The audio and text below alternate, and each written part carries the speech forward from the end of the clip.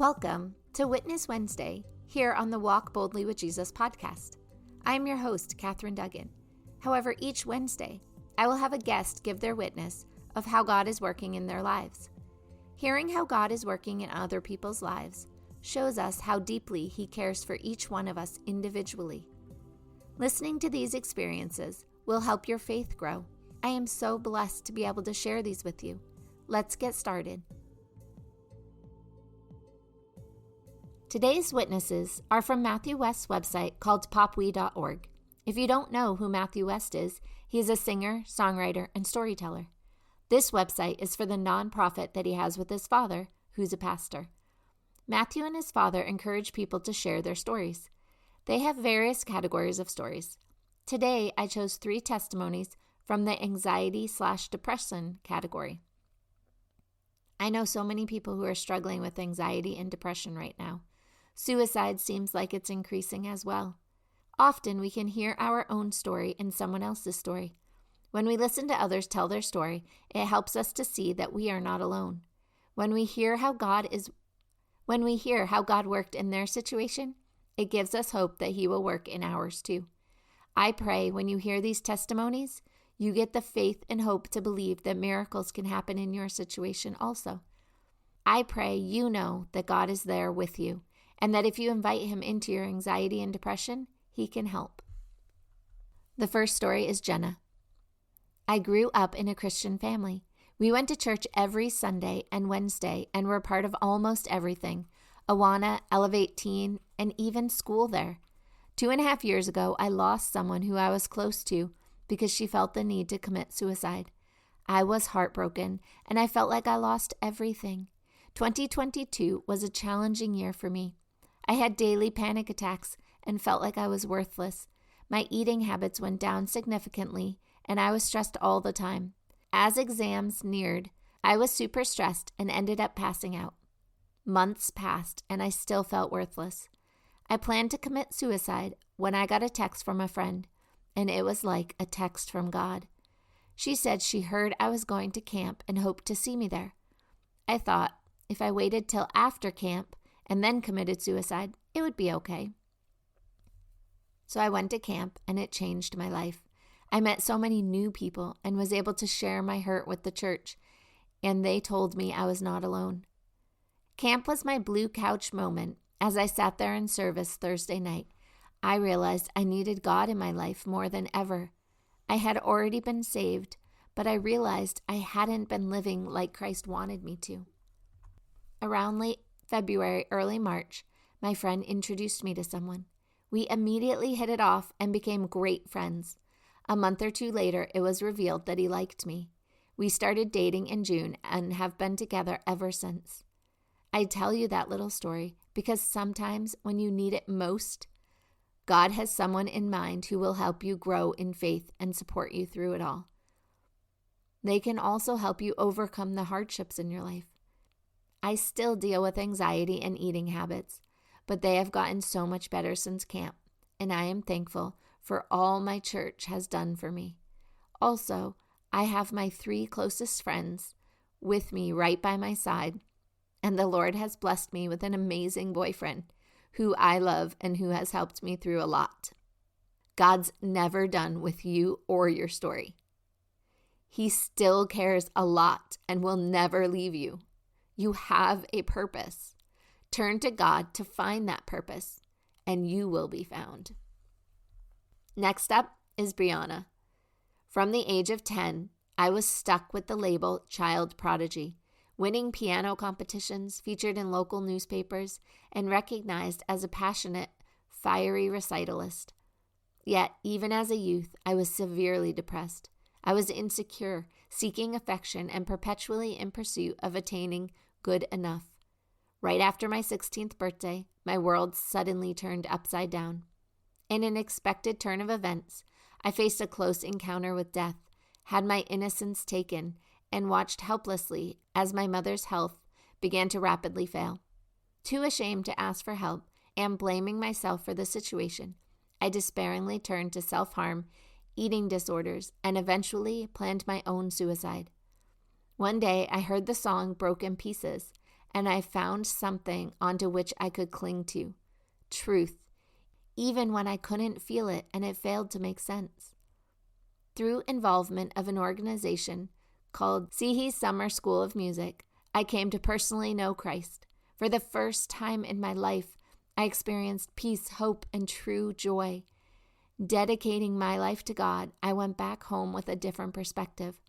My life was still intense, balancing high school and conservatory studies, living between home and the hospital, while being a full-time caretaker for my undiagnosed mother. By the grace of God, I managed to graduate as salutatorian and got accepted into music school. However, shortly before college began, my mother passed away. I started my BA in piano at Charleston Southern University, using every spare moment to pour my heart out into the keys as a wordless prayer. Yet, a lingering pain in my right hand soon became constant. A few months after my mother's funeral, I was diagnosed with severe damage in my right hand, incited by the physical strains from being a caretaker. The only option left was surgery, followed by excruciating therapy, without guarantee of returning to the keys. My doctor strongly advised me to quit and choose a different career path, but I fought back. Over the next several years, I fought through recovery from both surgical and emotional scars. I realized that though I had given myself to Christ, I hadn't fully surrendered it. In those precious years of undergrad, I experienced the freedom found in surrendering to the grace of God, the beauty of vulnerability, and the power of learning to fly again. Then, nearly 4 years to the day the doctor said it was over, I found myself sitting on stage performing at Carnegie Hall. When I turned to the audience to see a standing ovation, I burst into tears because I remembered the words, "With you, I can attack a barrier.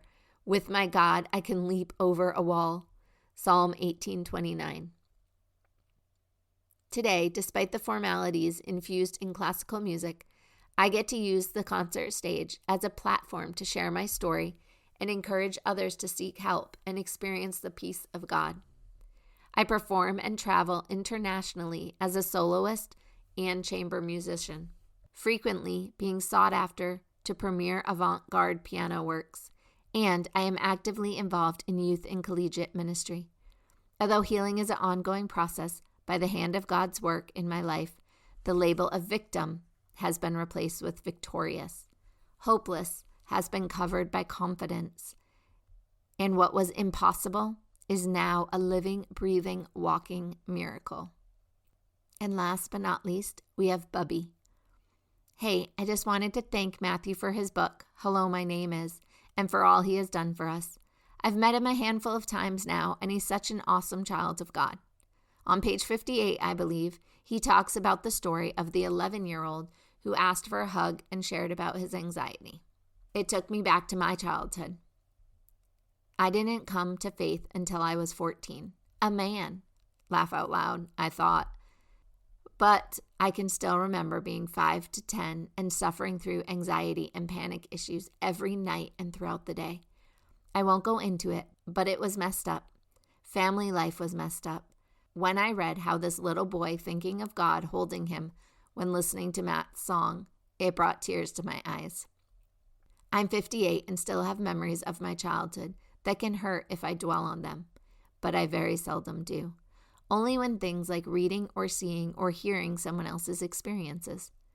I looked back at how God was there with me all along, even though I was not his child yet. His love is so totally encompassing. It fills every void in my soul. At 12, I was prescribed some medicine that helped, but it was addictive, and so my mom took me off of it abruptly. I turned to drinking and drugging heavier than I already had started a year or so ago. It was a long road I went through, but thank God I will have 19 years of sobriety this month. My name is saved in so many ways. Thank you all for sharing your stories with the world. It can be hard to be vulnerable and talk about the hard things that we've gone through. Yet, when you're brave and you do it even when it's hard, then you help others who are suffering know that it's okay for them to talk about it too. I am so grateful God saved each one of you, and I thank you again for sharing your stories. We have all seen God working in our lives. However, we might not all be aware it is God who is working in our lives. This is why it's so important we start talking about it more. The more we share our experiences, the more people understand how God works and how much He truly loves us. If you would be willing to share any of your experiences of how God has worked in your life, please email me at Catherine@findingtruenorthcoaching.com. CATHERINE at findingtruenorthcoaching.com.